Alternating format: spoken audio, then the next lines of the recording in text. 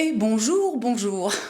J'espère que vous allez bien. On se retrouve cette semaine avec une FAQ puisque j'ai réalisé il y a pas longtemps que ça faisait 2 ans qu'on n'en avait pas fait par ici, enfin qu'on n'en avait pas fait tout court en fait. Et moi j'aime bien les FAQ parce que c'est toujours l'occasion d'aborder des tas de sujets différents et d'avoir plein de discussions hyper intéressantes. Donc je vous ai proposé de me poser des questions sur Instagram. D'ailleurs, si vous ne me suivez pas sur Instagram, n'hésitez pas à nous rejoindre parce qu'on est bien, l'ambiance est cool, c'est sympathique, hein, on poste quasiment tous les jours sauf le week-end. Vous trouverez dans la barre d'infos et sur la barre de progression un petit sommaire, donc n'hésitez pas à l'utiliser s'il y a des sujets qui vous intéressent un peu moins ou si vous avez envie de jumper directement au sujet qui vous intéresse le plus. Et sans plus tarder, on y va, c'est parti. Je vais commencer avec une question alors qui est un petit peu niche mais que vraiment on m'a posé je ne sais combien de fois, aussi bien dans cette FAQ que dans mes DM. Quelle est l'application que j'utilise pour suivre mes cycles menstruels? Eh bien c'est très simple, j'utilise la même.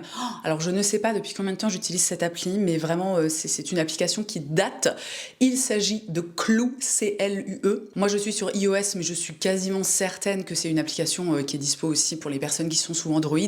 Et donc comme je vous le disais, moi ça fait vraiment, je suis en train d'essayer de remonter tout mon suivi de cycle, eh bien ça fait quasiment 10 ans que j'utilise cette application puisque mes premiers cycles en fait notés dans cette appli remontent à septembre 2014, donc autant vous dire que voilà que j'ai un bon aperçu de mes cycles hein, dans la globalité. C'est une appli qui est hyper complète, alors que moi j'utilise de façon gratuite depuis toujours. Il y a des options payantes mais qui moi ne m'intéressent pas particulièrement et vraiment on peut l'utiliser de façon totalement gratuite en continuant à accéder aux choses qui sont, on va dire, les plus importantes, à savoir juste suivre son cycle, éventuellement mettre quelques petites infos. Vraiment, si vous ne suivez pas vos cycles, moi c'est quelque chose que je vous encourage chaudement, chaleureusement à faire. Alors sauf si vous avez vraiment des cycles qui se passent extrêmement bien, que vous n'avez pas de, je sais pas de problème de SPM, de cycle irrégulier, bon, voilà, en soi on n'est pas obligé de suivre son cycle, mais c'est vrai que quand, comme moi, on est beaucoup impacté par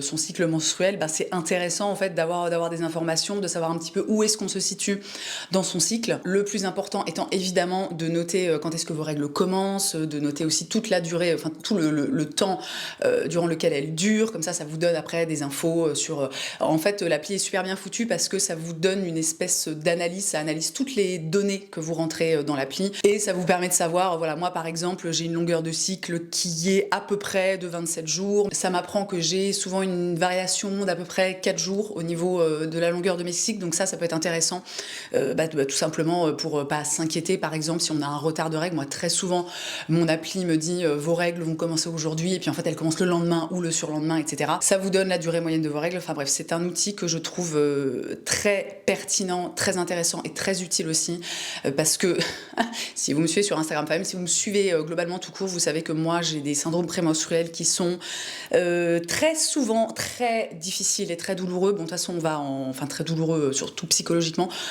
On va en parler, parce que j'ai eu beaucoup de questions à propos de ça. Voilà pour l'appli que j'utilise, alors il y en a sûrement des tas de tonnes d'autres, mais je vous dis, ça fait 10 ans. Je pense qu'en fait, il y a 10 ans, il n'existait pas énormément d'applis dans le genre. Moi, j'avais découvert celle-là, je ne sais plus comment, et en fait, je suis restée avec celle-là tout ce temps. Transition parfaite pour la question suivante, qui est, as-tu toujours eu des SPM forts ou sont-ils arrivés tard?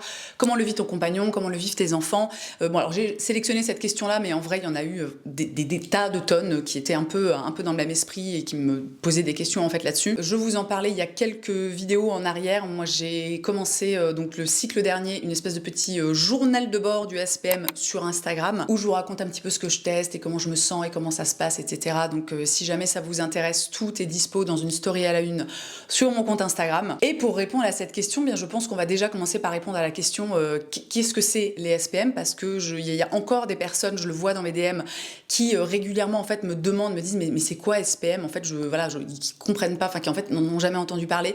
SPM c'est l'acronyme pour syndrome prémenstruel et les syndromes prémenstruels englobent tous les symptômes que l'on peut traverser avant l'arrivée de nos règles. Oh bah dis donc, qu'est-ce qui fait sombre d'un coup?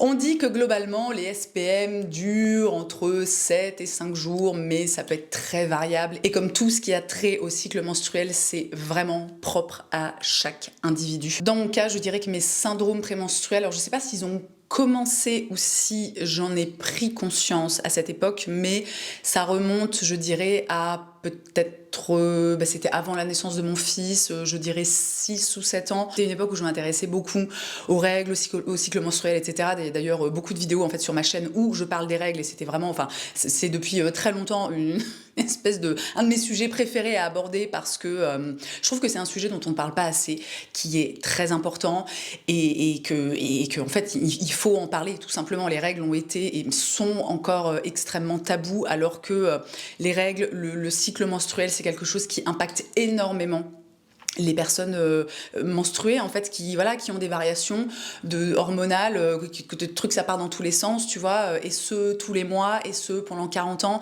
et c'est très très très important pour moi d'en parler. Parfois je me dis il y a peut-être des gens qui comprennent pas en fait, je sais pas, qui me voient parler de mes SPM, de mes règles et qui doivent se dire mais pourquoi elle nous raconte tout ça. Alors je pense que ces personnes ne sont pas très nombreuses. C'était important pour moi d'expliquer aussi pourquoi j'en parle autant. C'est pas tant pour parler de moi que pour en fait parler du sujet et mettre le sujet en lumière. Donc pour en revenir au sujet des SPM, grosso merdo, je dirais que pour moi ça a commencé à devenir un peu difficile il y a 6-7 ans, ou tout du moins j'ai réalisé ce que je vivais et que je subissais ces SPM donc il y a toutes ces années. Et disons que vraiment ça ne va pas du tout.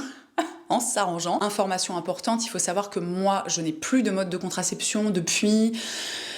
Oh là là, depuis très très très longtemps, ça date d'avant la naissance de mon fils, donc pareil, ça doit faire peut-être 7 ou 8 ans. Alors j'ai eu le dernier moyen de contraception que j'ai eu, c'était un stérilet au cuivre que j'ai fini par enlever. Ensuite j'ai été enceinte de mon fils et suite à ça, voilà, je n'ai plus de moyen de contraception. Enfin si, mais en fait notre moyen de contraception, parce que la contraception, l'air de rien, en fait c'est une affaire de couple et pas uniquement une affaire de femmes, de personnes avec un utérus pouvant fabriquer des enfants, etc. Donc notre mode de contraception depuis quelques années, c'est la vasectomie. Je le place parce que vasectomie, mais alors la vie. Avec mon chéri, on a eu 2 enfants, on est arrivé à un stade où on était sûr qu'on n'en voulait pas d'autres. J'ai toujours assez mal supporté les contraceptions hormonales. Le stérilet en cuivre, c'était pas GG non plus. Et globalement, quand en fait il existe une solution aussi simple, si peu invasive pour les hommes, juste allons-y quoi. Et messieurs, alors je sais pas s'il y a des hommes qui vont regarder cette vidéo, mais ça n'enlève rien à votre virilité. Tout continue à fonctionner absolument parfaitement. C'est juste que en fait votre sperme n'est plus, je sais pas si j'ai le droit de dire ce mot, peut-être que je mettrai un bip ou un truc comme ça. Votre sperme alors est toujours là, mais n'est plus fertile. Donc c'est un truc, c'est vraiment ça dure. C'est un truc, je crois que c'est même pas, c'est une anesthésie locale où ils te mettent peut-être un truc où tu délires un peu, tu sais, une espèce de masque comme ça, un truc que tu respires. Voilà, je connais pas les détails, je suis pas anesthésiste de toute évidence. L'intervention, je crois que ça dure, je sais pas, mais 20 minutes, c'est vraiment, c'est juste on coupe un tout petit tuyau et c'est pas, enfin tout du moins, bon moi c'est ce que mon chéri a vécu et puis j'ai entendu d'autres personnes en parler, notamment Fabrice Florent a fait un épisode où il parle de sa vasectomie. J'essaierai de vous le retrouver, de vous le mettre dans la barre d'infos si jamais ça vous intéresse. Disons que les suites ne sont pas du tout douloureuses, on n'est pas dans quelque chose d'un truc très lourd, tu sais, au niveau de la cicatrisation, franchement ça dure quelques jours et c'est plié, tu vois. Après ça, il faut faire un spermogramme pour vérifier que tout s'est bien passé et c'est plié, hein. Voilà, alors évidemment, c'est une solution qui est globalement définitive. Je crois qu'ils peuvent maintenant un peu rebrancher le tuyau, je sais pas comment dire, mais il me semble que les chances de réussite sont pas super. Enfin bon, voilà, c'est pas un truc, genre c'est sûr que si tu veux à nouveau être fertile en tant qu'homme, c'est pas certain que ça fonctionne, donc c'est évidemment une décision à laquelle il faut réfléchir. Mais donc voilà, information quand même importante à mon propos, qui est que je suis dans un cycle 100%, j'ai envie de dire naturel, je vais quand même mettre des guillemets parce que je trouve c'est un peu bizarre de dire comme ça, mais disons que je suis pas sous pilule, je suis pas sous traitement hormonal qui va en fait magouiller mon cycle. Et dans mon cas, vous le savez si vous suivez de façon plus ou moins assidue, je subis des SPM depuis quelques années qui sont très violents d'un point de vue en fait psychologique, santé mentale, etc. C'est-à-dire que mes SPM vont avoir tendance à me plonger littéralement dans un état dépressif et c'est marrant parce que pour avoir fait donc une dépression, mais ça aussi on va en parler parce que j'ai eu énormément de questions à ce sujet, mais donc vraiment pour avoir fait une dépression il y a quelques années, c'est-à-dire que c'est exactement pareil. Et c'est quelque chose qui est extrêmement déstabilisant parce que littéralement tu es dans ta vie, enfin je parle pour moi, je suis dans ma vie, globalement tout va bien, enfin je veux dire il n'y a rien... il n'y a rien qui puisse m'impacter ou qui puisse me déclencher une dépression là comme ça en claquant des doigts, mais néanmoins quasiment tous les mois je me retrouve dans cette espèce d'état où je ne sais combien de fois je me suis dit mais en fait je suis en train de refaire une dépression. Donc ça se traduit par un moral qui est extrêmement bas, vraiment un état dépressif où j'ai très peu d'entrain pour globalement la vie, où j'ai envie littéralement de ne rien faire. Oui bonjour, c'est la Colline du montage, je suis en train de faire le montage. J'avais juste envie de rajouter quelque chose à ce moment qui est, alors voilà, je vous parle de l'état dépressif, de machin. C'était important pour moi de développer un tout petit peu plus les symptômes, les effets sur mon moral, les effets psychologiques de mon SPM, notamment parce qu'il y a de ça quelques cycles, j'ai eu un SPM qui a été vraiment d'une violence, j'ai quasiment envie de dire inouïe, tout du moins qui était sans précédent pour moi. Ça a duré quasiment 2 semaines et ça a été d'une telle violence que j'en suis arrivée à avoir des idées noires, vraiment très très noires, à avoir des pensées dramatiques et tout ça uniquement à cause de mes hormones. Et je voulais juste faire cette petite précision parce que je trouve que...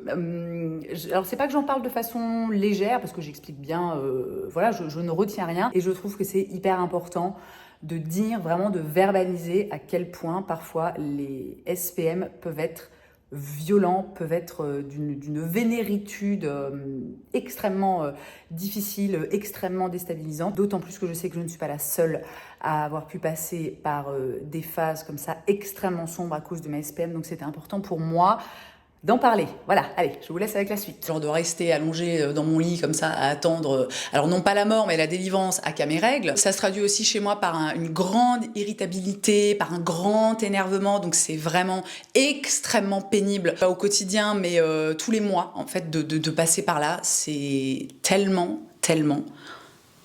relou. Au niveau des symptômes physiques, j'en ai pas tellement. Je vais avoir parfois la poitrine qui va avoir tendance à gonfler, qui va être un peu douloureuse. Ça, c'est assez variable, mais c'est vraiment quelque chose en fait qui me pourrit la vie. Chez moi, ça a souvent tendance à commencer 1 semaine, voire 10 jours avant mes règles. Donc c'est extrêmement long. Si tu ramènes ça sur un cycle qui fait 28 jours, enfin, je veux dire, ce que ça représente par rapport à l'entièreté juste d'un mois, tu vois. Donc, t'as toutes, voilà, c'est 7 ou 10 jours où t'es mal. Après, j'ai mes règles, il y a globalement, voilà, 2-3 jours, enfin, surtout les 2 premiers jours où je suis pas bien parce que je souffre et je suis extrêmement fatiguée. Donc, si vous voulez, dans la vie de tous les jours, c'est vraiment pas facile de subir ça tous les mois, de savoir que ça va revenir encore et encore et encore jusqu'à potentiellement la ménopause. Une des pistes, alors, je vais pas dire que j'explore parce que je suis pas vraiment en train de l'explorer, mais c'est vrai que pour avoir discuté avec certaines d'entre vous, notamment sur Instagram, il y a la piste de la préménopause qui se dessine. Il faut savoir qu'en fait, la préménopause, c'est quelque chose qui peut, enfin, tout du moins d'après les recherches que j'ai faites, ce que j'ai lu, etc., c'est quelque chose qui peut durer 15 ans. Donc la préménopause, en gros, c'est ce moment où ton corps, où ton système reproductif, tes ovaires, tes machins, bon, ça commence à fonctionner un petit peu bancalou. Et ça pourrait expliquer pourquoi il y a énormément de femmes à partir de, on va dire, environ 35 ans qui commencent en fait à subir des SPM qui sont extrêmement vénères, extrêmement pénibles à vivre, parce que le système hormonal est déjà extrêmement... J'essaierai de vous mettre une image, parce qu'on peut trouver assez facilement des courbes qui montrent en fait les variations hormonales d'une femme en l'espace vraiment d'un cycle, donc on va dire de 1 mois.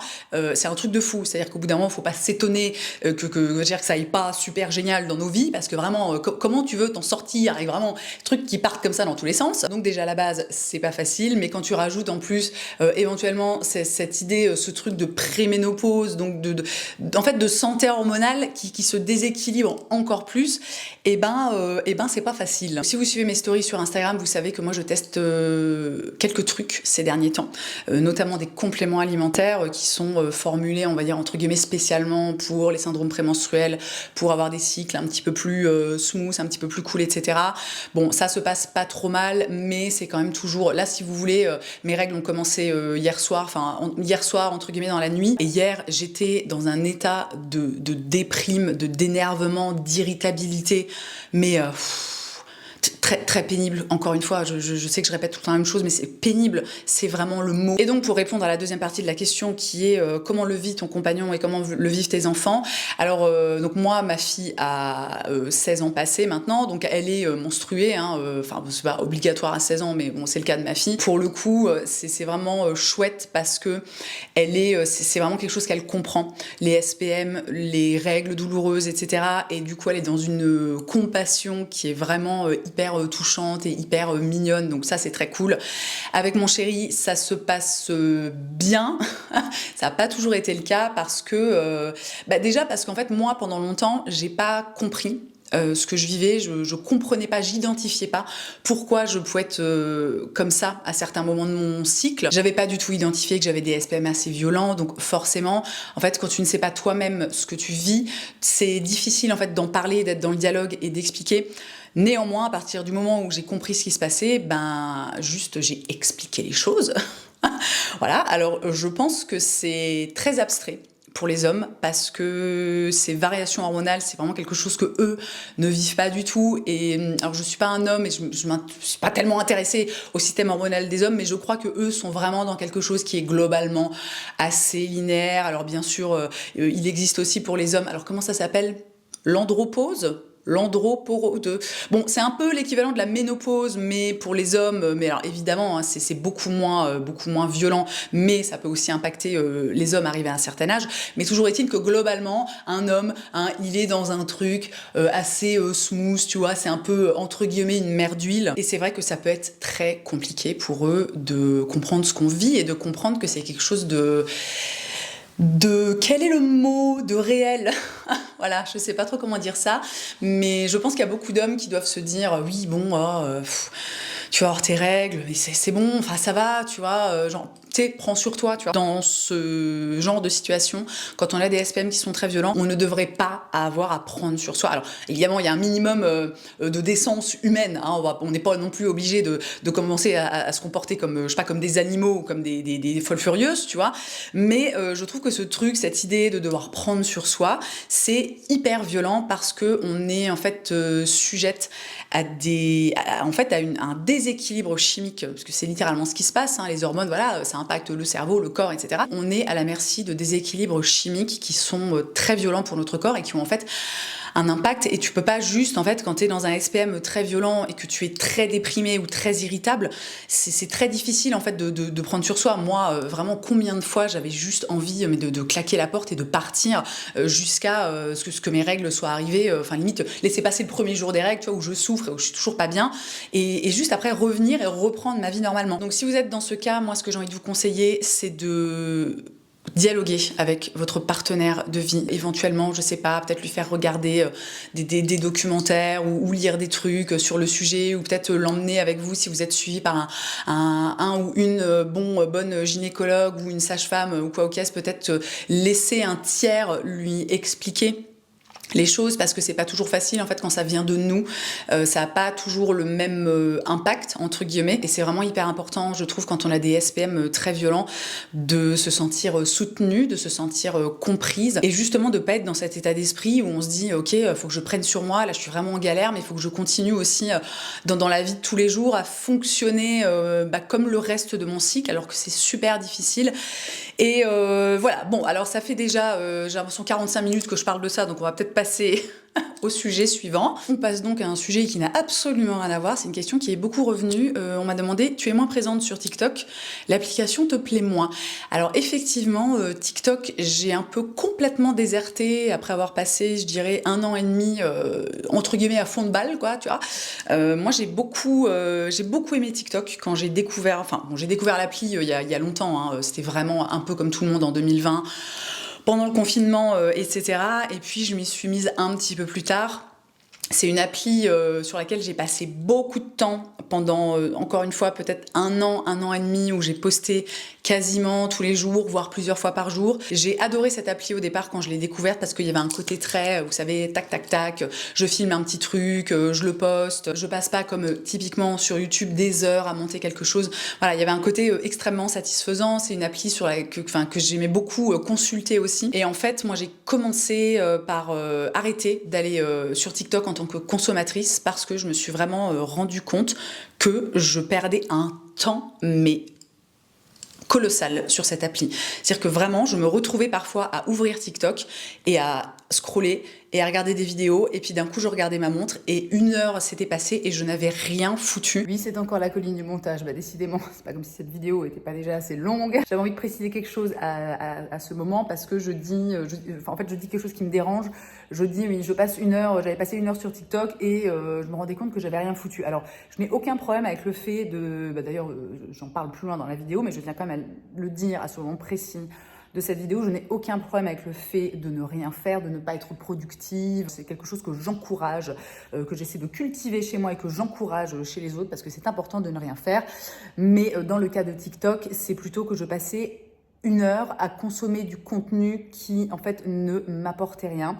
Je suis capable de passer 1 heure devant YouTube à regarder des gens parler de sujets vraiment tous plus divers et variés les uns que les autres. Mais pour moi, TikTok, et tout du moins le contenu que je consommais, moi, Colline, sur TikTok, ne m'apportait rien et j'avais vraiment l'impression en fait de gaspiller mon temps. J'ai très peur en fait, alors ça va être un peu bizarre pour une créatrice de contenu, mais moi j'ai très peur des réseaux sociaux, j'ai très peur des écrans, j'ai très peur de tomber dans ce truc de en fait tu ne fais plus que des choses avec des écrans et tu passes ta vie sur ton téléphone. Moi plus ça va en fait et plus je deviens extrêmement intolérante avec ce genre de choses parce que je trouve ça horrible de voir des gens qui sont constamment scotchés à leur téléphone, qui je sais pas, t'es pendant une soirée, un repas, un truc et tu regardes ton pote à côté et en fait il est sur Facebook et t'es là mais qui fait ça, qui fait ça, alors plein de gens mais pourquoi tu fais ça, tu vois. Et donc moi j'ai très peur d'être comme ça, j'ai très peur que les réseaux sociaux bien que je les adore et qu'en plus donc je suis créatrice de contenu donc je participe au truc, tu vois, j'alimente les réseaux sociaux, mais j'ai très peur de tomber dans un extrême et de perdre trop de temps en fait sur toutes ces applis. Donc TikTok, en fait à un moment j'ai arrêté d'y aller en tant que consommatrice et je pense que ça a aussi un petit peu découlé de là, le fait que j'arrête de poster sur TikTok parce que j'ai l'impression que quand tu sors un peu de ce mouvement, c'est comme un cercle. Tu consommes du contenu, donc éventuellement ça te donne des idées, de l'inspiration pour en faire toi-même. Tu le postes et puis tu consommes et puis machin. Je sais plus pourquoi je disais ça. Si c'est bon, je me souviens. Donc j'ai arrêté en fait de consommer du contenu sur TikTok et dans un premier temps, ça, je pense, ralentit mon rythme de publication sur TikTok. Et puis au bout d'un moment, en fait TikTok, j'ai arrêté d'accrocher avec cette appli parce que moi il y a un truc qui me dérange beaucoup sur TikTok. Alors je sais pas si ça m'est personnel, mais pour en parler avec des personnes autour de moi qui sont aussi sur les réseaux sociaux, qui ont aussi, qui utilisent aussi TikTok, qui postent sur TikTok, etc. J'ai quand même l'impression que c'est quelque chose qui est un peu universel. C'est le fait que l'esprit de communauté sur TikTok, ça n'existe quasiment pas. C'est-à-dire que TikTok, pour moi, c'est pas comme sur Instagram où je sais que que en fait vous êtes là, ou alors sur YouTube. C'est-à-dire que je poste un truc, je sais entre guillemets que c'est vous qui allez regarder ce que j'ai fait, ce que j'ai produit comme contenu, etc. Alors que sur TikTok, on est vraiment dans quelque chose où ton contenu en fait est balancé à sensiblement tout le monde et n'importe qui. Donc voilà, moi déjà ça c'est quelque chose qui me dérange, que des gens entre guillemets qui ne me connaissent pas regardent mon contenu. Alors ça peut sembler un peu bizarre parce que tu dis bah oui mais des gens qui te connaissent pas, potentiellement, ils peuvent aimer ce que tu fais et t'abonner, etc.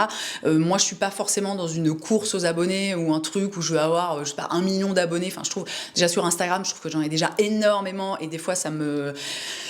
Tu sais, c'est un peu overwhelming, je sais pas comment dire, putain, faut que j'arrête de dire des mots en anglais, quoi, on dirait vraiment, je sais pas, Jean-Claude Van Damme. Et la deuxième chose qui m'a fait complètement déserter TikTok, c'est qu'en fait, ça a beau être des contenus extrêmement courts, c'est ultra chronophage. Enfin, je sais que moi, quand j'ai commencé TikTok, j'étais, vous savez, il y a un côté un peu de productivité, donc tu filmes un petit truc, machin, tu le montes, tu le postes. Mais en fait, quand tu t'arrêtes 2 secondes sur le projet, tu te rends compte que ça te prend quand même énormément de temps. Et moi, la période où je postais énormément sur TikTok, c'est en fait une période où je postais excessivement moins, par exemple sur YouTube. Et en fait, moi, YouTube, c'est une plateforme que j'adore. J'aime les formats longs, j'aime pouvoir m'asseoir et puis voilà, déblatérer pendant des heures sur des sujets divers et variés. YouTube, pour moi, c'est aussi un endroit, comme sur Instagram, c'est ce que je disais avant, où il y a vraiment cet esprit de communauté, où on se connaît, vous êtes là, vous me connaissez en fait, et on est sur la même longueur d'onde, et je trouve que ça crée aussi une espèce de safe place qui est hyper agréable. Donc voilà, en gros, pour TikTok, alors ça veut pas dire que je ne posterai plus jamais sur TikTok, mais j'essaie aussi de pas en faire trop, parce que j'ai pas envie d'en faire trop, parce qu'à un moment, j'ai aussi envie d'avoir une vie, j'ai pas envie de me cramer à vouloir être hyper productive sur toutes les plateformes, parce qu'en fait, au bout d'un moment, tu t'en sors pas, parce que, alors, il y a Instagram, il y a YouTube, maintenant, il y a X et Threads, t'as TikTok, t'as aussi un truc qui se développe énormément, surtout chez les anglo-saxons en ce moment, qui s'appelle Substack, qui est une espèce de principe de newsletter, de trucs. Et en fait, à un moment, moi, j'ai aussi accepté que je ne pouvais pas et que je n'avais pas envie, surtout, d'être absolument partout. Ce qui m'amène avec, encore une fois, une transition absolument superbe. Comment tu gères l'injonction à la productivité pour tout et à tout prix? Alors moi, vraiment... Cette injonction, je m'en suis débarrassée, mais il y a un moment, comment vous dire que voilà. J'ai déjà dû en parler dans des vidéos YouTube, mais moi, il y a vraiment eu un switch, j'ai envie de dire, au niveau de tout ça, à partir du moment où j'étais enceinte de mon fils, parce que j'ai eu une grossesse qui était très fatigante, et qu'en fait voilà, j'étais fatiguée, j'étais en train de fabriquer un être humain, et qu'à un moment j'ai décidé tout simplement que très régulièrement, au lieu de passer toutes mes journées à travailler, et par exemple, je sais que les fins de journée, j'étais toujours complètement KO, et en fait je dormais, j'ai passé tellement de temps à dormir. Quand j'étais enceinte de mon fils, normalement c'était un délire. Et ensuite mon fils est né. Si vous connaissez un petit peu l'histoire, si vous suivez bien depuis toutes ces années, vous savez que ça a été un bébé avec des... Alors, j'ai pas envie de dire avec des besoins importants, parce qu'en fait tous les bébés ont des besoins importants, mais nous c'était compliqué, c'était un enfant qui dormait pas, voilà, il fallait tout le temps le porter, il dormait pas la nuit, il se réveillait je sais pas combien de fois, il a pas fait des nuits complètes en fait avant d'avoir 2 ans et demi, tu vois. Donc c'était très compliqué, c'était très fatigant, c'était très surmenant même, j'ai envie de dire. Moi j'ai toujours été dans cet état d'esprit où c'est moi d'abord, tu vois. C'est moi d'abord, c'est ma santé mentale, c'est mon énergie, c'est parce que il y a un principe très simple, tout du moins qu'il y a un principe auquel moi j'adhère et auquel j'ai adhéré il y a longtemps maintenant, c'est que si je ne suis pas bien dans ma vie, dans mon corps, dans ma peau, si je n'ai pas d'énergie, en fait je ne peux pas m'occuper correctement des gens que j'aime, des gens dont je dois m'occuper, donc typiquement mes enfants, mais aussi mon chéri. Alors je dois pas m'occuper de lui, bon ça va, il a 40 ans passés, tout va bien, mais vous voyez, tu peux pas t'investir en fait quand t'es complètement au bout du rouleau, tu peux pas faire les choses correctement, tu peux pas être je sais pas, une compagne de vie de qualité, une mère de qualité, une amie de qualité, et à un moment c'est juste pas possible. Alors après on a tous des... Comment dire, on n'est pas tous égaux à ce niveau-là. Moi je suis quelqu'un bizarrement, contrairement à ce qu'on pourrait croire, qui a quand même pas énormément de ressources. Je suis quelqu'un je me fatigue en fait très très vite, et j'ai dû mettre en place des choses pour réussir à continuer à fonctionner au quotidien. L'injonction à la productivité, si vous voulez, moi à un moment... Je lui ai juste dit va voir ailleurs si j'y suis, et puis voilà, et en fait tout se passe bien. On n'est pas obligé, même quand on est créateur de contenu, parce que ça c'est quelque chose que je vois beaucoup chez des collègues créateurs et créatrices de contenu, ce côté mon Dieu, tu peux pas quitter les réseaux sociaux, il faut poster tous les jours, il faut être dans la productivité, et Instagram veut des reels tous les jours, et puis TikTok faut poster 2-3 fois par jour pour gagner en abonnés, pour machin, pour ceci. Et en fait moi à un moment alors j'adore mon métier, je suis hyper heureuse après toutes ces années d'être toujours là et d'avoir la communauté que j'ai, de vous avoir vous, c'est une chance et un bonheur qui est mais quasiment incommensurable, mais à un moment je vais pas me flinguer la santé pour ça. Et je pense aussi un truc hyper important, c'est que en tant que créatrice de contenu, alors je parle vraiment de ce que je connais, mais ça s'applique globalement je pense à plein d'autres sphères dans la vie, mais en tant que créateur ou créatrice de contenu, je pense qu'il faut aussi savoir faire confiance à sa communauté.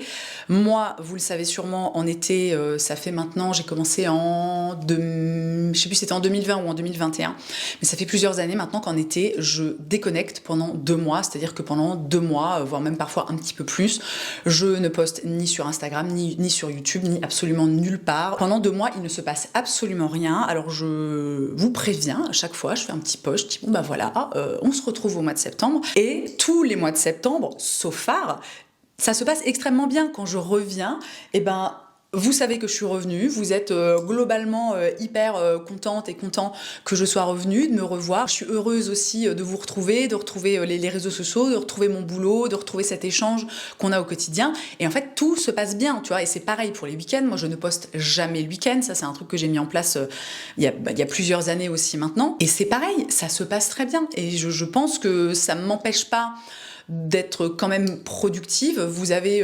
globalement... quand tout se passe bien, une vidéo sur YouTube toutes les semaines. Il y a des reels sur Instagram, il y a des stories, on parle de plein de choses, c'est hyper cool, on échange, je réponds aux commentaires, je réponds aux DM, alors pas tous, parce que c'est physiquement impossible, si vous voulez, au niveau de la quantité que je reçois tous les jours, voilà, je ne peux pas le faire. Et même sur YouTube, où évidemment ça me tient à cœur d'être régulière parce que... parce qu'en fait, ça fait tellement longtemps que je fais les choses comme ça que pour moi, c'est la base. Mais là, par exemple, quand je suis partie en vacances aux États-Unis, je crois qu'il n'y a pas eu de vidéo pendant quasiment 1 mois. J'ai eu évidemment un moment où je me suis dit « Ah non, purée, faut que je tourne un truc ». Mais en fait, ça n'allait pas. J'allais pas me foutre la rate au courbouillon, tu vois, entre le jet lag, les milliards de jours fériés là, du mois de mai, de machin. Il n'y a pas eu de vidéo pendant 3 semaines. Il n'y a pas eu de vidéo pendant 3 semaines, c'est tout. Tout le monde est encore en vie. Je pense que vous avez survécu. Et puis voilà, évidemment c'est pas toujours applicable forcément à tous les corps de métier ou à toutes les situations. Moi encore une fois je parle de ce que je connais, de ce que je vis. J'imagine facilement qu'il y a des métiers où en fait c'est plus compliqué. Voilà, mais dans mon cas, vraiment la productivité à tout prix, en fait, j'ai arrêté quoi, il y a longtemps maintenant. Absolument rien à voir, mais j'avais envie de sélectionner cette question parce que c'est un truc dont j'ai envie de vous parler. Là, l'été est just around the corner.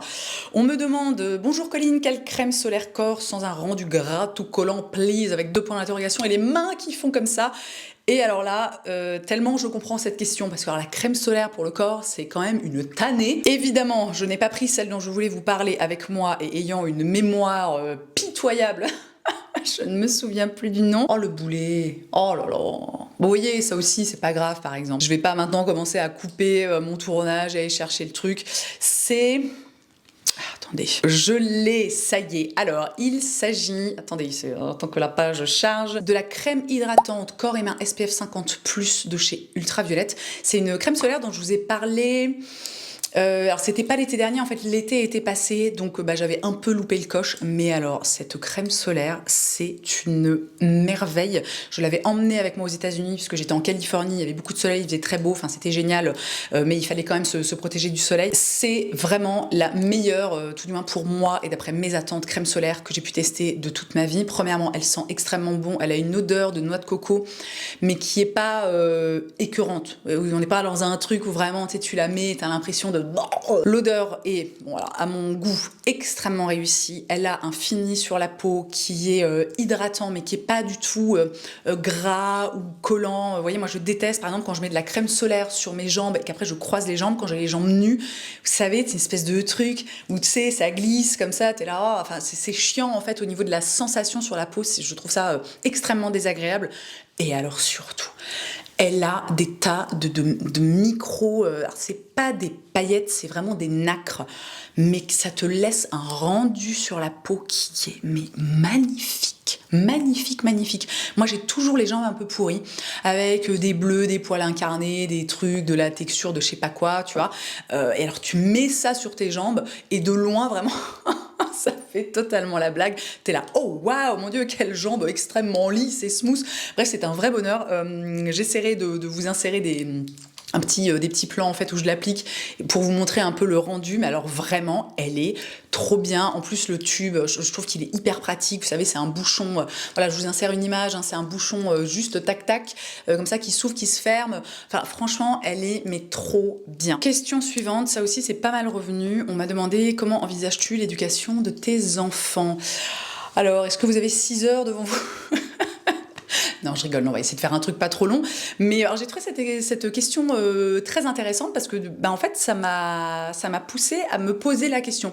Parce que, bon, je sais pas, moi en tant que parent, j'ai jamais l'impression de m'être posée comme ça, hyper premier degré, enfin de façon super solennelle, et de m'être demandé comment envisages-tu l'éducation de tes enfants, Colline. Donc c'est une question que j'ai trouvée vraiment très chouette et à laquelle j'ai eu envie de répondre. Alors moi globalement, mon état d'esprit en tant que mère, et ce aussi bien, depuis la naissance de ma fille, donc il y a plus de 16 ans, que la naissance de mon fils, il y a maintenant 5 ans et demi, c'est vraiment fais de ton mieux. Il y a une phrase notamment que je trouve mais tellement juste et que j'ai souvent envie de répéter, enfin de placer, qui est quand tu attends un enfant... Attends, mais t'as commencé... Tu peux tromper 1000 fois, tu ne peux pas... J'ai l'impression d'être dans la... Tu peux tromper 1000 fois 1000 personnes. Non, tu peux tromper une fois une personne. Non, c'est pas ça non plus. C'est bon, je l'ai. C'est avant, j'avais des principes et maintenant, j'ai des enfants. Tu vois, c'est vraiment ce truc... en fait, souvent, quand t'attends ton premier enfant, ou peut-être même le deuxième ou le 10e, tu vois, peu importe... Mais t'es dans ce truc, enfin, tu peux facilement tomber dans ce truc un peu idéalisé. On prend toujours l'exemple, mon enfant ne regardera jamais la télé, il n'aura que des jouets en bois, je ferai que des petits pots moi-même, bio, machin. Et puis après, ton enfant arrive et souvent, et ça se passe pas exactement comme tu l'avais prévu ou comme tu l'avais fantasmé. Et alors ça, moi, c'est un truc que vraiment j'ai totalement accepté. En fait, j'ai totalement accepté le fait que avec mes gosses, j'allais, c'est moi comme mon chéri, hein, comme leur père, qu'en fait on allait foirer des trucs. Le fantasme du parent parfait, je l'ai vraiment complètement enterré. Principalement parce que moi je trouve qu'essayer d'être un parent entre guillemets parfait, mais c'est complètement épuisant. En fait, ça demande une énergie, une abnégation. Moi, je peux pas, en fait, je n'ai pas l'énergie. Mon chéri, c'est pareil, tu vois, pour le coup, on est quand même globalement sur la même longueur d'onde à ce niveau-là. Et même, en fait, tu peux faire tout ce que tu veux pour faire de ton mieux. Il y a des trucs qui vont merder, c'est comme ça. On est des êtres humains, on a nos propres psychoses, j'ai envie de dire, nos propres trucs un peu fucked up, et on va forcément en fait transmettre des trucs à nos enfants ou faire des choses de travers. Et puis à un moment, en fait, on n'est pas obligé d'être parfait, c'est pas grave. Hein, voilà, des futurs humains un peu fucked up. Bon écoutez, finalement c'est pas plus mal. Voilà, ça donne un peu de matière pour travailler sur soi, pour faire un peu d'introspection, je ne sais pas quoi. Hein, voilà. L'argument nul, tu sais. Ça fait marcher l'industrie de la santé mentale, les psys et compagnie. N'importe quoi, je plaisante. Hein. Mais bref, moi, globalement, l'éducation de mes enfants, je l'imagine je l'envisage de façon assez simple. Donc, j'essaie de faire de mon mieux. Ce qui est très important pour moi, c'est que mes enfants deviennent de gentils êtres humains. Alors ils sont déjà des gentils êtres humains, aussi bien ma fille que mon fils. C'est vraiment des enfants qui sont adorables. Mais vraiment, si j'ai un goal, c'est que en grandissant, en devenant adulte, ce soit juste, qu'ils restent en fait ces belles âmes. Vous voyez ce que je veux dire? Parce que je pense que pour moi, et ça m'est très personnel, la pire chose qui puisse exister chez un être humain, c'est la méchanceté. Je trouve ça être méchant, alors ça fait peut-être un peu bisounours, mais en même temps c'est la réalité, tu vois, je veux pas faire genre je sais pas quoi, tu vois, mais pour moi c'est le pire trait humain, la méchanceté, de vouloir volontairement faire du mal à quelqu'un, ou même faire du mal à quelqu'un mais sans forcément s'en rendre compte. Moi j'ai envie que mes enfants, j'espère, alors après ça ne tient pas qu'à moi, ça ne tient pas qu'à nous non plus, mais j'espère vraiment que mes enfants seront juste des personnes qui seront gentils, qui seront aussi empathiques, dans la compassion, parce que ça c'est quelque chose dont nous les êtres humains on manque quand même pas mal, je trouve, hein, si on prend à la louche comme ça, encore une fois, tractopelle. Et je pense que s'il y a une deuxième chose qui est importante pour moi, c'est que, ça tombe un peu sous le sens, mais je vais quand même le dire, c'est qu'ils soient bien dans leur peau, globalement, que justement ils se sentent peut-être pas trop atteints par toutes les injonctions qu'il peut y avoir dans la société dans laquelle on évolue, surtout aujourd'hui avec les réseaux sociaux et tutti quanti, c'est quand même pas facile. Si je dois parler juste principalement de mon fils, parce que c'est un futur homme, je fais tout mon possible pour que ce soit un homme qui... Alors je vais faire des grosses généralités, bon, me tombez pas dessus, hein, tout ça, voilà, c'est bon, hein, je suis qu'un être humain, je dis les choses comme je peux. J'ai envie qu'on fasse tout notre possible pour qu'il devienne pas un homme avec la masculinité fragile ou toxique, ou les deux à la fois. Ça, c'est un peu ma plus grande angoisse dans la vie, donc on essaie de travailler, de travailler là-dessus. Non, c'est pas un taf, tu vois, mais pour moi, ça passe vraiment par des choses extrêmement simples et des choses qui sont finalement, je sais pas, normales. Notre fils voit que dans la cuisine, c'est aussi bien moi que son père qui fait à manger. Il voit aussi son père, je sais pas, plier le linge ou des fois faire la vaisselle. Enfin, c'est un peu bateau et cliché ce que je dis, mais je pense que les représentations, ce que les enfants vont observer, ce à quoi ils vont être confrontés, vraiment dans la vie de tous les jours, pour moi, c'est tellement plus important que, je sais pas, des grands discours ou des bouquins ou je sais pas quoi, ou des dessins animés, tu vois. J'ai eu quelques questions sur pas directement sur ma relation de couple, parce que je pense que vous me connaissez très bien et vous savez aussi très bien que je suis pas du genre à m'étaler. Enfin, il y a plein de pans de ma vie privée dont je ne parle pas sur les réseaux sociaux, mais j'ai trouvé dans les questions qui ont été posées que c'était assez intéressant et qu'il y avait un truc, tu vois, qu'il y avait un truc à faire avec ça.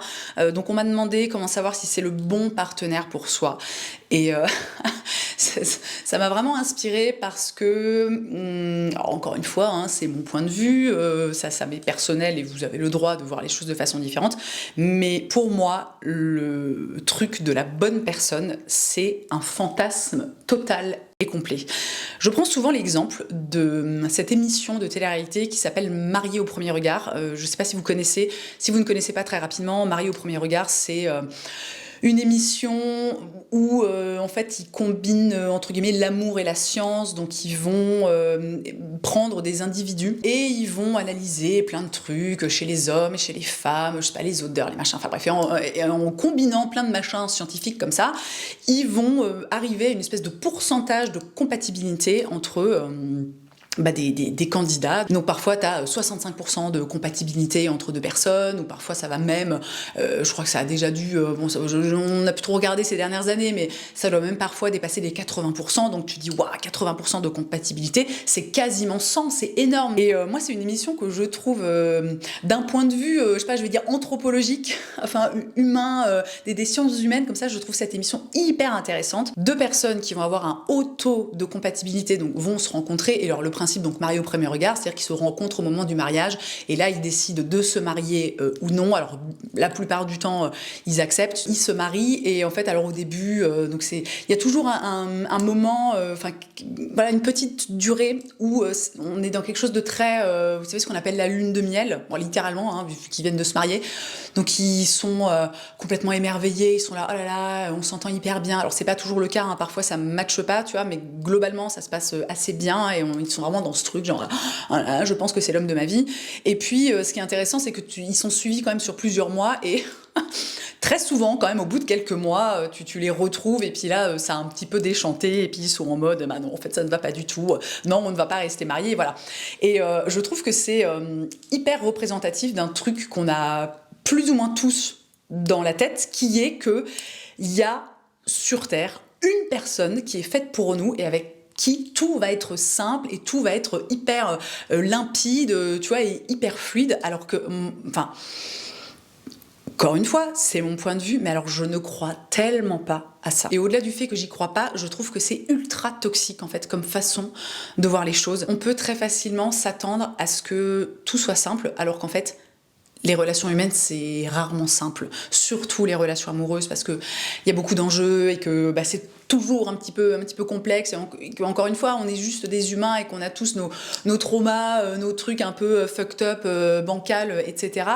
Et je pense qu'on oublie peut-être un peu trop souvent qu'une relation de couple qui fonctionne et qui dure dans le temps, en fait, c'est énormément de travail. Alors bien sûr, parfois ça arrive, il y en a sûrement parmi vous, je sais pas moi, qui sont en couple depuis 20 ans avec la même personne et qui ont jamais traversé de tempêtes, de crises, de choses comme ça. Si c'est votre cas, je suis hyper heureuse pour vous, mais je pense sincèrement que ce n'est pas du tout la majorité en fait des couples, et que la plupart des couples vont rencontrer en fait des crises, des problèmes, des moments où, parce que voilà, c'est Sonia qui m'a appris ça, cette phrase qui dit que en fait être être en couple, c'est conjuguer deux égoïsmes. C'est deux individus, alors qui vont évidemment avoir des points communs, mais qui sont aussi en fait complètement différents, qui ont eu une enfance, une éducation, des parents, je sais pas quoi, une vie complètement différente, et qui vont devoir vous voyez, se mettre ensemble et puis faire en sorte que le truc fonctionne, et puis alors tu rajoutes des gosses par-dessus ça, bon bah autant te dire que ça te fout des... C'est plus des bâtons dans les roues, hein. Vous connaissez cette expression que j'adore, des troncs dans les roues, hein, des troncs d'arbres. Et en fait, c'est compliqué. Et une relation amoureuse, souvent, ça évolue parce que chaque partie va elle aussi un petit peu évoluer, chacune dans son coin. Tu évolues en tant que couple, mais aussi en tant qu'individu. Et parfois, faut faire des espèces d'ajustements. Et puis parfois, vous voyez, la route peut faire un peu comme ça. Et puis si t'as pas envie en fait que ça finisse comme ça, il faut trouver le moyen pour qu'on se retrouve à nouveau à peu près au milieu et que ce soit cool pour tout le monde. Alors évidemment, il y a plein de situations, de cas de figure, de relations où juste ça ne va pas du tout, où en fait il n'y a même pas matière à essayer de s'accrocher, tu vois. Encore une fois, tout ce que je dis, il n'y a pas de... ça n'englobe pas tous les cas de figure du monde, mais moi je crois vraiment en cette idée que le couple c'est du travail, c'est de l'investissement, c'est de l'énergie, et que tu peux pas trop en fait te mettre en couple et attendre que, si on commence à parler de relations qui durent depuis longtemps, 5, 10, 15 ans, 20 ans, tu peux pas juste t'attendre à ce que, hop là, ça roule comme ça en un claquement de doigts, quoi. Je vais finir cette FAQ avec toute une partie un peu santé mentale, dépression, etc., parce que j'ai eu énormément, mais vraiment énormément, de messages à ce sujet et de questions. J'ai eu un petit peu de mal, je savais pas trop laquelle prendre, mais j'ai sélectionné dans un premier temps celle-ci qui me demande qu'est-ce qui t'a aidé à sortir de la dépression. Alors je pense que cette vidéo est encore en ligne, je ne suis pas certaine. Oui, j'ai fait une vidéo où je parle de ma dépression il y a il y a 3 ans, quelque chose comme ça, donc je vous la mets dans le petit i dans la barre d'infos si vous voulez aller la voir. J'ai aussi fait une vidéo, je crois que c'était l'année dernière, où je vous parle de l'après-dépression, donc là je rentre dans les détails de machin, de ceci, de cela. Et donc pour répondre à cette question, parce que je trouve que la réponse est très importante, moi ce qui m'a aidé à sortir de la dépression, c'est de me faire soigner. On ne le dira jamais assez, la dépression c'est une maladie. Quand on est malade, parfois on a besoin de médicaments, et la dépression ça ne se soigne pas en fait je sais pas, juste en se reposant ou en faisant des choses, juste des choses qu'on aime, ou je sais pas, en mangeant des graines de chia, ou bon, je dis un petit peu n'importe quoi, mais j'ai vraiment envie d'insister sur le fait que alors, il y a plein de types de dépression. Moi, je peux parler pour la mienne, qui était une dépression, je crois que le terme c'est circonstanciel. Ma dépression était vraiment liée à certaines circonstances, à certains événements très spécifiques dans ma vie. Donc, ça a été, dans mon cas, assez facile, entre guillemets, à soigner, parce que on m'a donné, j'ai eu des antidépresseurs pendant je crois 9 mois, quelque chose comme ça, histoire de rééquilibrer la chimie de mon cerveau et puis de juste m'aider en fait à tenir le couple en cette période qui était difficile. Et en fait, une fois que j'étais sortie de cette période et que la chimie de mon cerveau s'était rééquilibrée, c'était globalement c'était all good, quoi. Après, il y a évidemment des personnes qui sont dépressives de façon, je sais pas si on peut dire chronique, je sais pas si c'est le bon terme.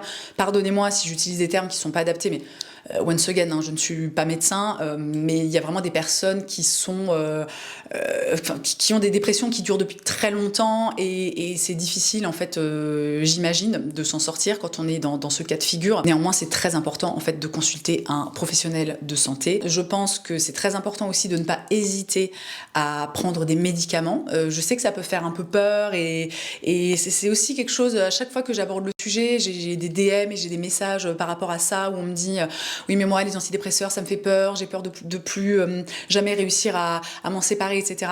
Alors j'imagine moi qu'il y a des personnes qui ont un cerveau qui est fait de telle manière qu'en fait le cerveau entre guillemets est dysfonctionnel, et qu'ils ont besoin d'antidépresseurs peut-être pendant toute leur vie, jusqu'à la fin de leur vie. J'imagine que ça doit exister, et je peux comprendre que ce soit difficile, mais en fait c'est au même titre que je sais pas, qu'est-ce qu'on peut avoir comme maladie chronique.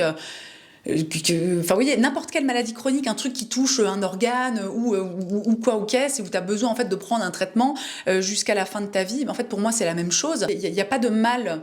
Enfin, en fait le problème avec la santé mentale, avec la dépression, c'est que c'est la santé mentale et qu'il y a une espèce d'aura, de truc un peu chelou, tu vois, dans la société dans laquelle on vit, où on fait vraiment le distinguo entre la santé mentale et la santé du corps, alors que pour moi, il n'y a pas de différence. Je pense que si on traverse une phase difficile, si, comme moi par exemple, vous traversez des événements, vous avez des circonstances qui font que, encore une fois, la chimie de votre cerveau s'est déréglée et vous êtes en dépression et on vous dit, il faudrait que vous preniez des antidépresseurs, franchement, prenez-les. Enfin, prenez-les. J'ai pas envie de vous dire ce que vous devez faire, mais en fait, quand on est bien accompagné, quand les choses sont bien faites et quand, encore une fois, c'est adapté à ce qu'on vit, à la maladie qu'on a, ça se passe bien. Je veux dire, moi, globalement, j'ai fait une dépression il y a 3 ans.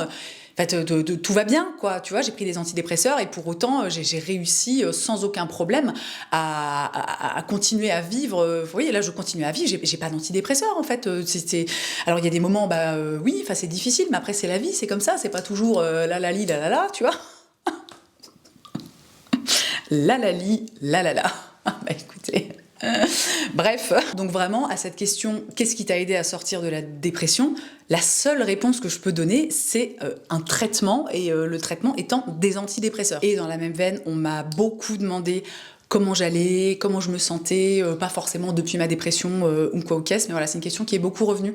Donc vraiment, merci de me la poser parce que je trouve que c'est très gentil et que c'est très mignon. Et j'ai eu donc aussi beaucoup de questions sur ce post-dépression et comment ça va et comment va la santé mentale, etc., etc. Typiquement, peux-tu nous faire un bilan mental health depuis ta dépression?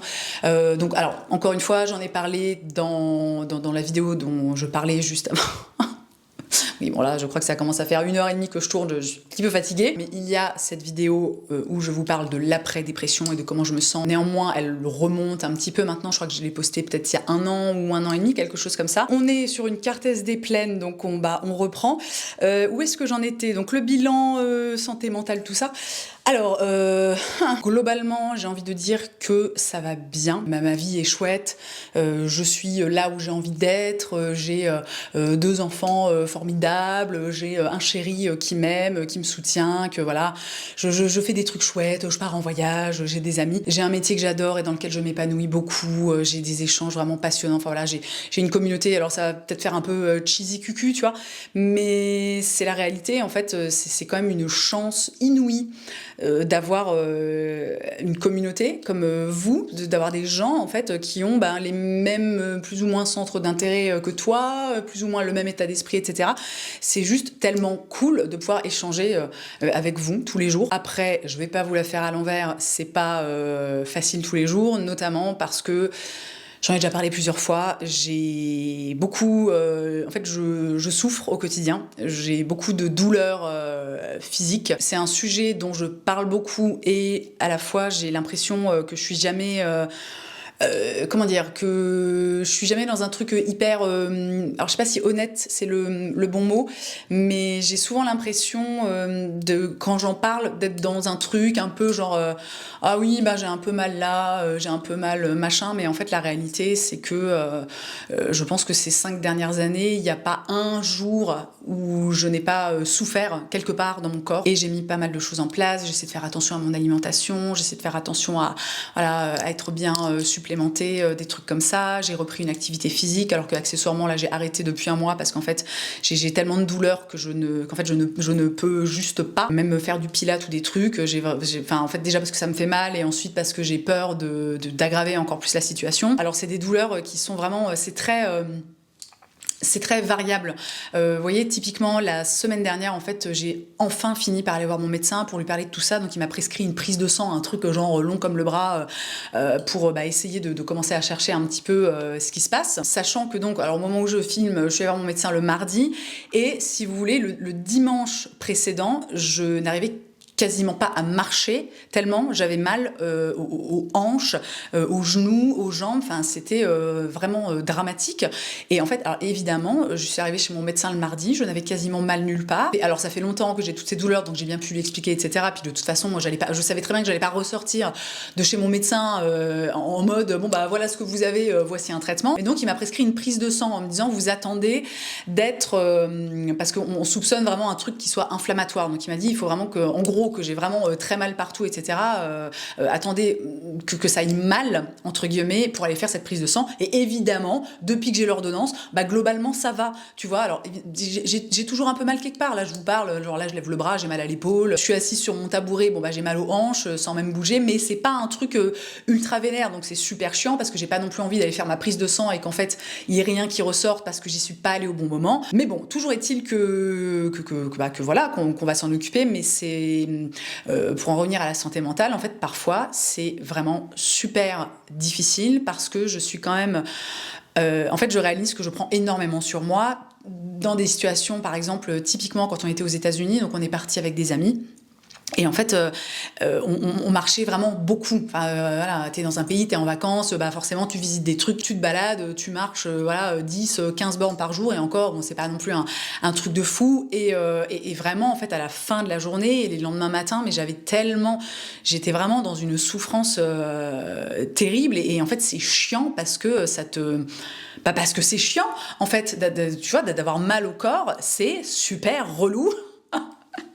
Et je ris, mais en réalité, ça ne me fait pas rire du tout parce que forcément, là, ça fait maintenant des années que ça dure et j'essaie de faire de mon mieux. Enfin, j'ai essayé pas mal de choses pour tenter de régler le problème, mais je vois que ça ne fonctionne pas. Donc, c'est un peu déprimant.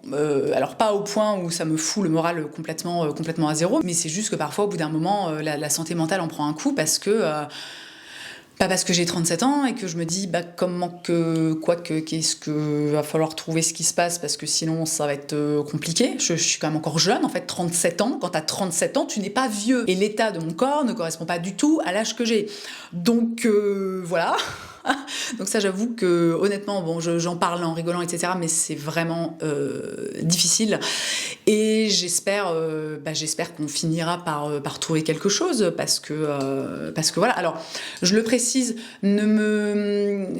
à chaque fois que j'en parle, il y a plein de gens qui m'envoient des DM ou qui me laissent des commentaires en me disant oui, mais alors peut-être que t'as ci, peut-être que t'as ça. Je m'en occupe. J'ai un médecin qui s'occupe de moi. Je sais que ça part toujours d'une très bonne intention, mais s'il vous plaît, ne commencez pas à me laisser des commentaires en me disant ah, ça me fait penser à telle maladie, ça me fait penser à telle maladie, etc. Parce que en fait c'est pas le bienvenu. Même si je sais que ça part d'une bonne intention, ne le faites pas vraiment, s'il vous plaît, parce que à chaque fois que j'en parle, c'est des dizaines, des vingtaines de personnes qui vont me raconter des trucs. Parfois c'est des maladies, enfin des trucs horribles, des gens qui connaissent, qui ont ci, qui ont ça. Et en fait moi j'ai pas envie je ne veux pas recevoir tout ça. Voilà, je pense que vous comprendrez, donc merci d'avance. Mais sinon ce